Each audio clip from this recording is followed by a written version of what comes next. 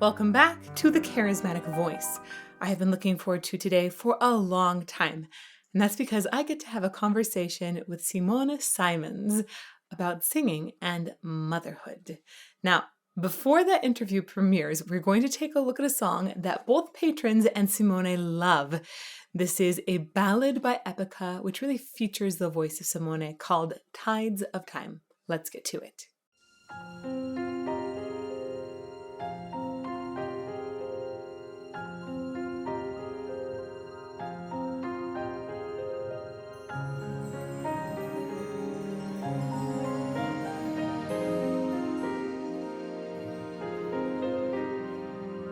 You were always there to hold my hand when times were hard to understand. But now the tides of time have turned. They keep changing, seasons range, but you remain the same. A steady heart, a sun to rain. You'll be the light that's shining bright. High above me, autumn cold, losing hold. We're leaves meant to fall, there's meaning to all that fall. Her voice is just so pretty. It's like one of those voices that inherently it's just always going to be beautiful. Ah, very, very gorgeous. I love the lightness of it. And I really love the way that she's beginning some of these top notes. It's delicate and well coordinated. It can be really easy when you're starting on a top note, especially one that has a little thing that pops out and then drops back down. It can be easy to blast that top note. And she has a lot of coordination and control over that dynamic. So it's very, very delicate. Ba-ba, ba-ba, right? It has this almost like a lilt to it that's just super lovely. And you can really hear that her vocal folds are phonating nicely on it. There's a lot of ease in it, and not a lot of push. I really like that. Okay, I'm gonna go back a little bit. Well, also that little harmony that happened in there, the second layer was just super gorgeous. It all sounds very magical.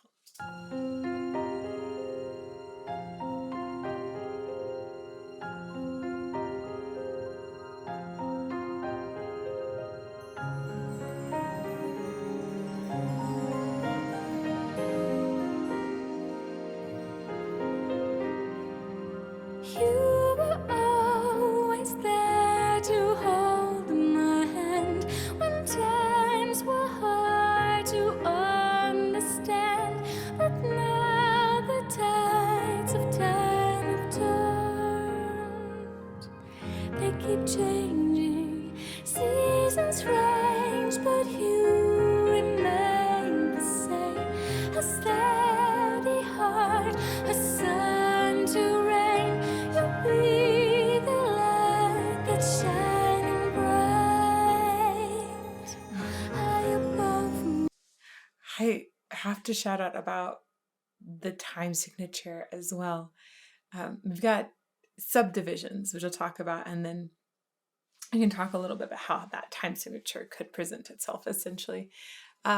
Those subdivisions, we have essentially two groups of three and one group of two. 1, 2, 3, 1, 2, 3, 1, 2, 1, 2, 3, 1, 2, 3, 1, 2. So in this case, if you kind of add up all those threes and twos, and you know that having a subdivision of 3 means you're going to have an 8 on the bottom of the time signature, it's so weird. I know. Subdivision of 3 means that there's an 8 on the bottom of a time signature, which is not divisible by 3 whatsoever and doesn't make mathematical sense unless you consider this as having to do with eighth notes, which the 8 is representing eighth notes and subdivision from that. Anyhow, you could say that's like an 8-8 time signature, or you could actually have it divided into something like a 3-8 and maybe a 5-2 or something. You know, there's different ways you could divide it. Lots of different ways you could potentially write it. Likely it could just be written in 4/4, but have those divisions built in already. And then every now and then we get this subdivision of just 2/3s that have been set together. So 1, 2, 3, 1, 2, 3, and then it goes back into that 3, 3, and 2 subdivision. That's really cool because the words in here are talking about time changing.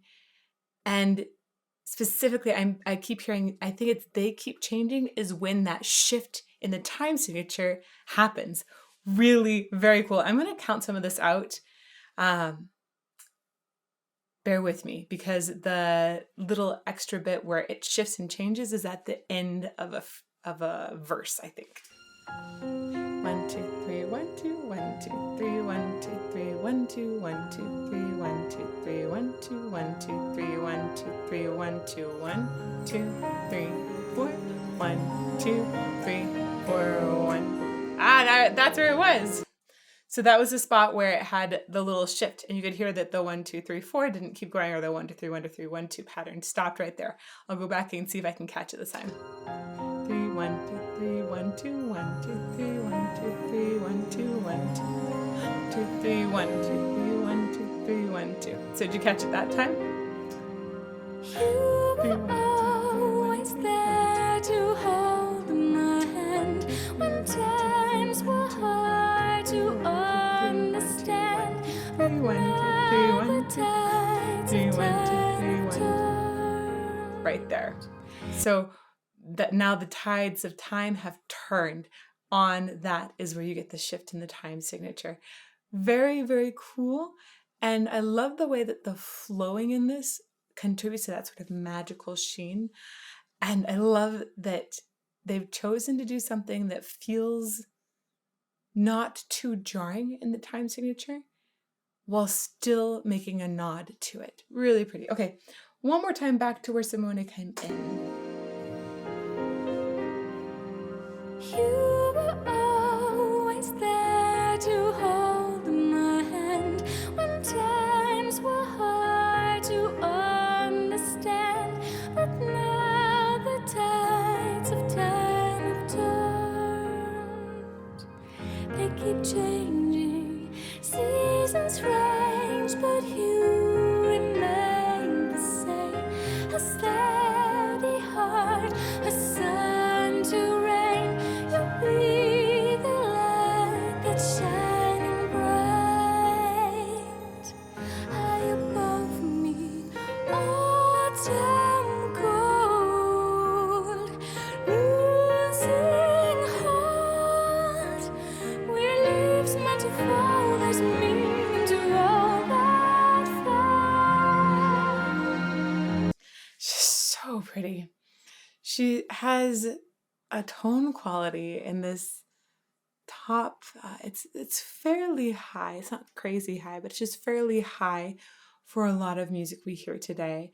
And she is able to bring a beautiful tenderness in it, and really has a beautiful flow of air the whole time without losing core in the voice, meaning that I still hear really clean pitches, and every now and then she even has like a slight more condensing of the sound that goes kind of towards pop while not losing this sort of billowy fluffiness in her voice. It's really lovely. Really, really, really lovely.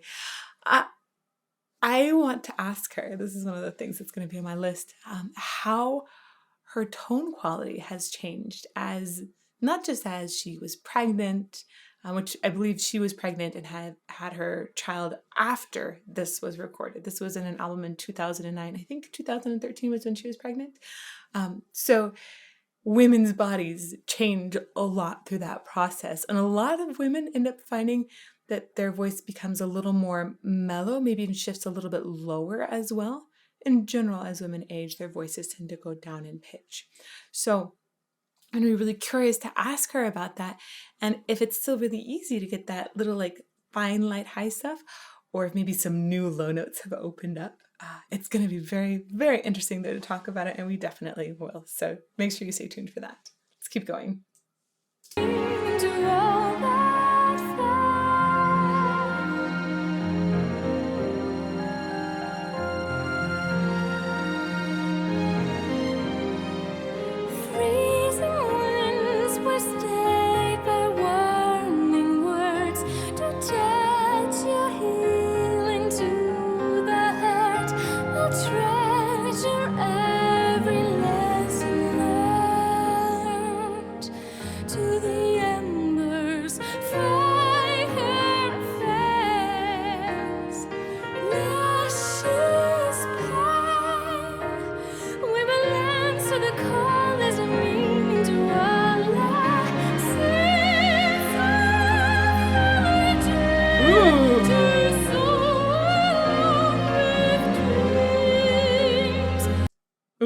we're going to talk about that in just a bit. Oh, she's like going full classical there.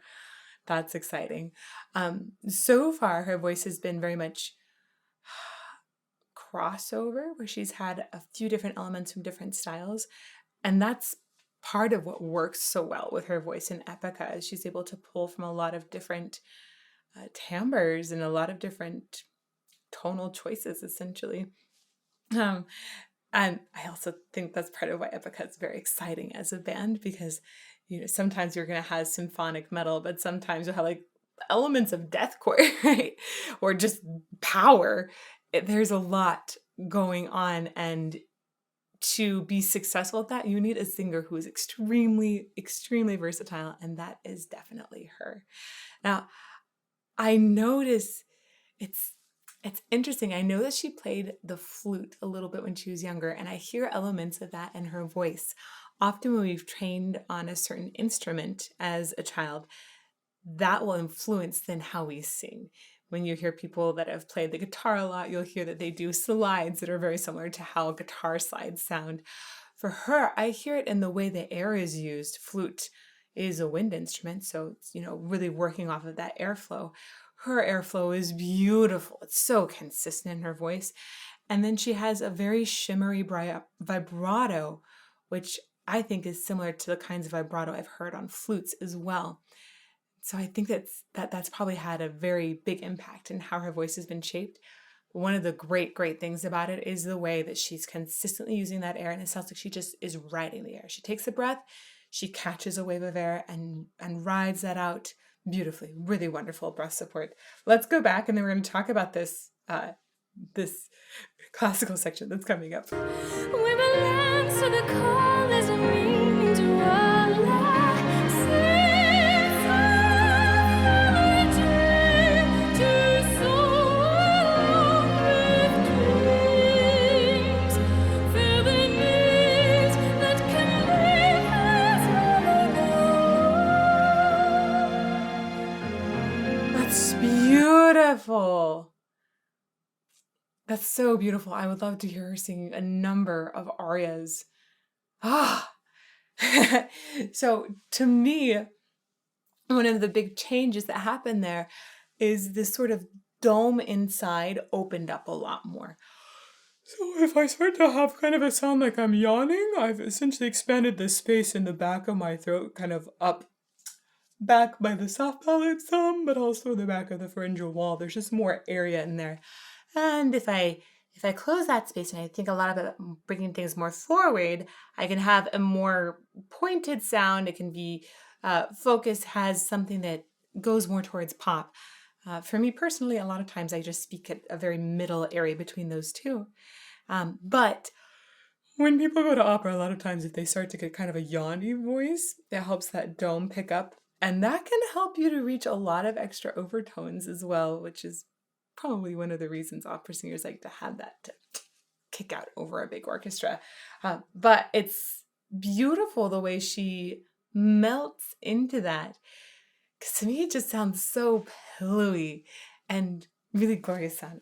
I also love opera, so.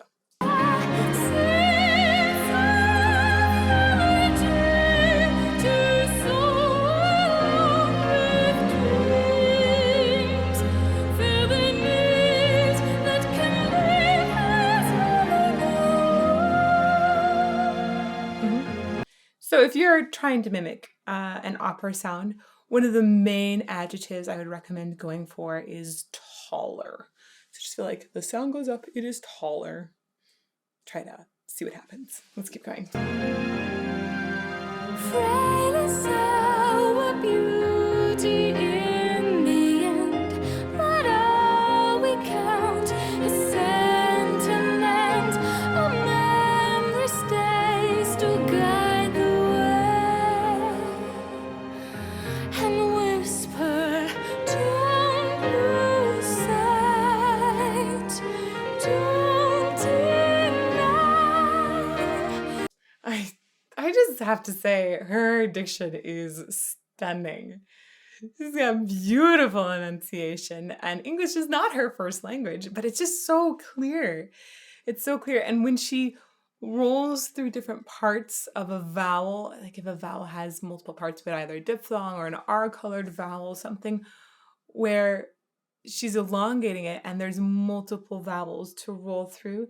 She seems to really enjoy the sound as it's moving through. A word like heart, instead of just saying heart, heart. You hear her go heart and love every part of that vowel and every part of that word.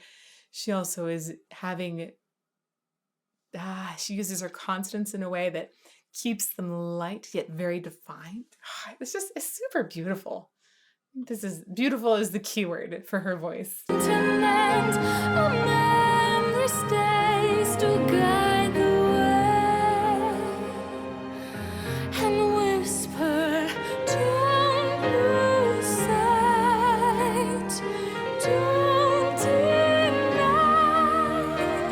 We're leaves meant to fall, there's a meaning to all sweet melody to soar with dreams.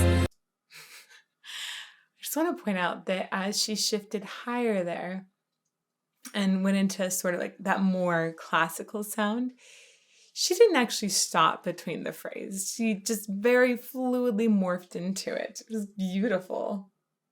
We're leaves meant to fall, there's a meaning to all sweet melody to soar with dreams.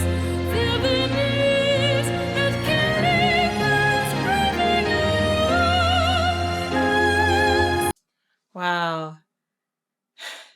I love the way that the sound is still bright and pure.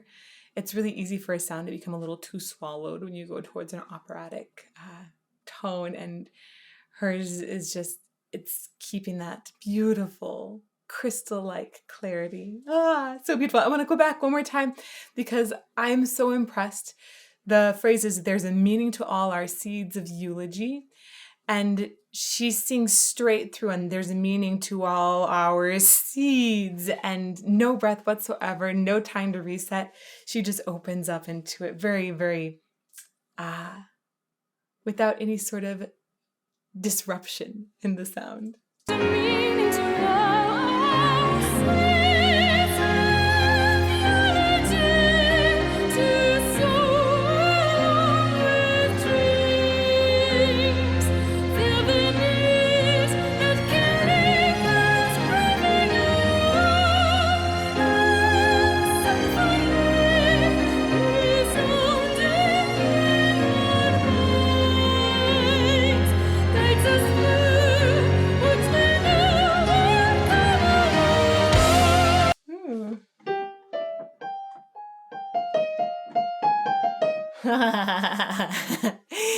I was wondering what pitches those were. I thought, okay, those are a little on the high side, but I think, and I'm right, she's negotiating through her passaggio for that section, and that's an evil area of the voice. The passaggio is an area where there's essentially a shift. It's all within the head voice in this one, there's actually multiple passaggios. This is all within the head voice of a female singer. And when you get to the passaggio, there's just a shift in the sound where some muscles are kind of making a more rapid shift than they have before. And some people say it goes from like head voice to true head voice at that point. There's lots of different ways to describe it, but it requires very careful negotiation. It is very easy for the sound to suddenly splay there. It's very easy to get out of tune there. If there is a problem in the voice, it most often presents itself in a passaggio. By the way, if you want to count them, this is the second passaggio in a female voice. The first passaggio is down where you have that flip from chest voice to head voice or chest to mix, depending on what your background is in voice science. So this top area, this entire phrase has been through her passaggio, and she makes it still sound easy. The passaggio, again, it's evil. And it sounds so pretty the way she's doing it. I love it. Man, kudos, kudos, kudos, kudos, lady. That's good.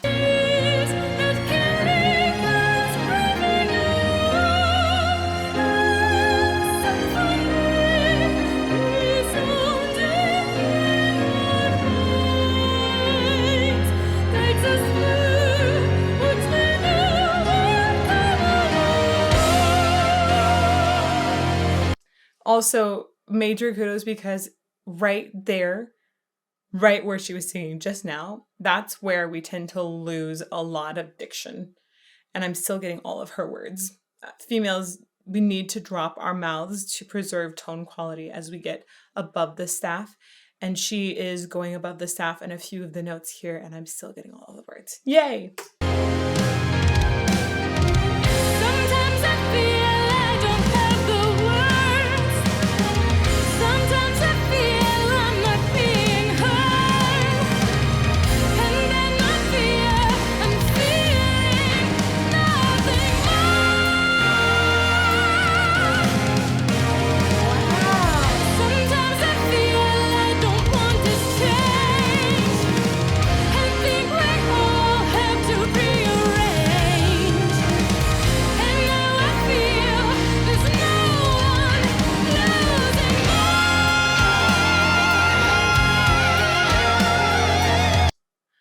Wow. I love hearing these more belted notes from her. It has a more narrow focus, right? Not when she's going up to these top powerful notes. She isn't going into that full dome as much. She's got much more of a forward kind of placement. That's one of the defining qualities between whether or not it's opera or musical theater, right? Is that forward placement. And it's strong. It has a really even vibrato. It keeps that clarity.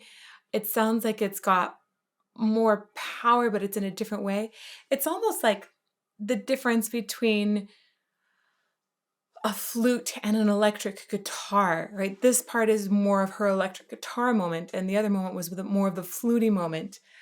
I'm gonna go back and listen to that again. It's really, she's showcasing so much versatility in this.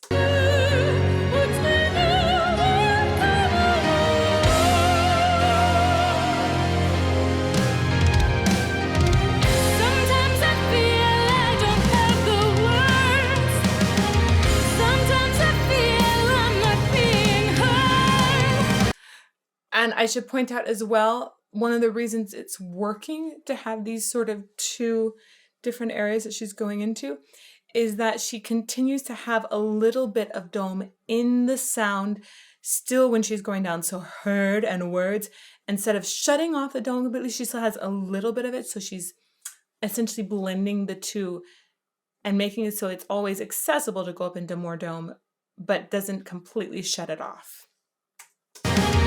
Sometimes I feel I'm not being heard, and then I fear I'm feeling nothing more. I love that note. Sometimes I feel I don't want this change, and think we all have to rearrange, and now I feel there's no one losing more.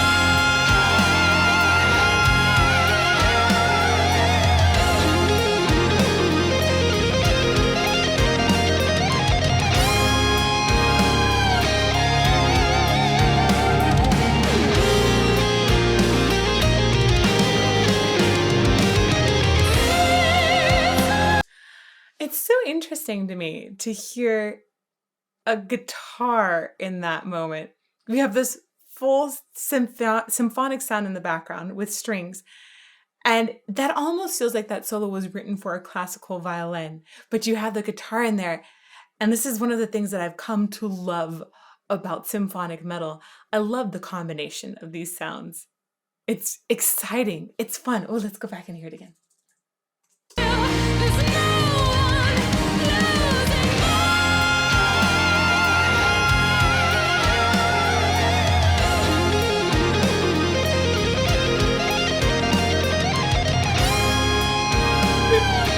It's so virtuosic.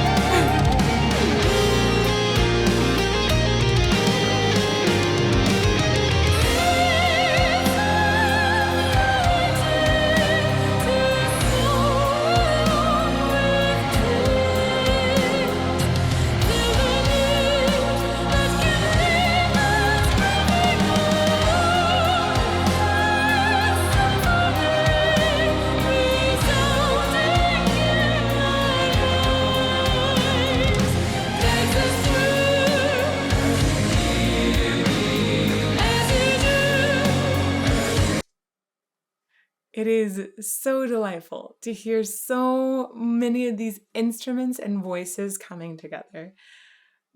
Just going to say it one more time. This is one of the things I love about symphonic metal.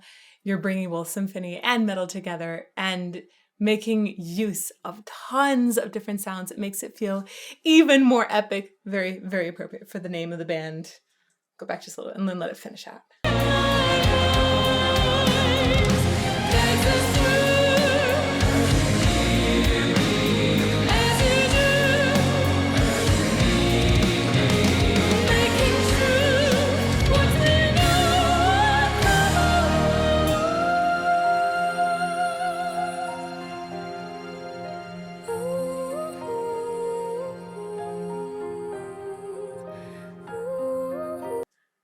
I love that transition.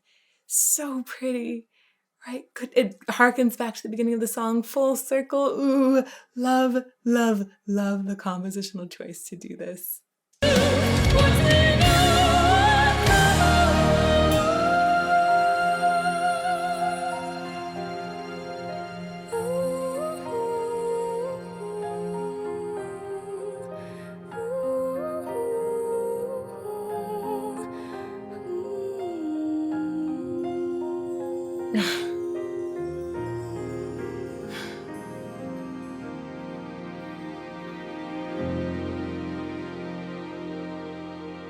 Wow.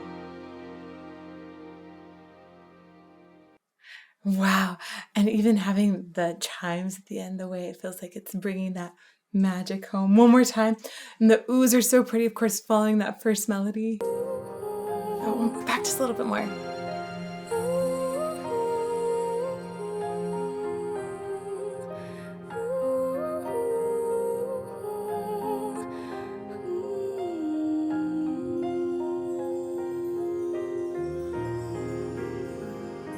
Oh, I love the piano there too. Very jazzy chord to end on. Ooh. She really does have an angelic voice. I remember hearing her do a cover of Ariel's song, Part of Your World, and being super impressed by that too. She's just able to bring in a little bit of that Disney princess vibe, yet also be totally hardcore or go full opera. It's incredible the versatility that she has.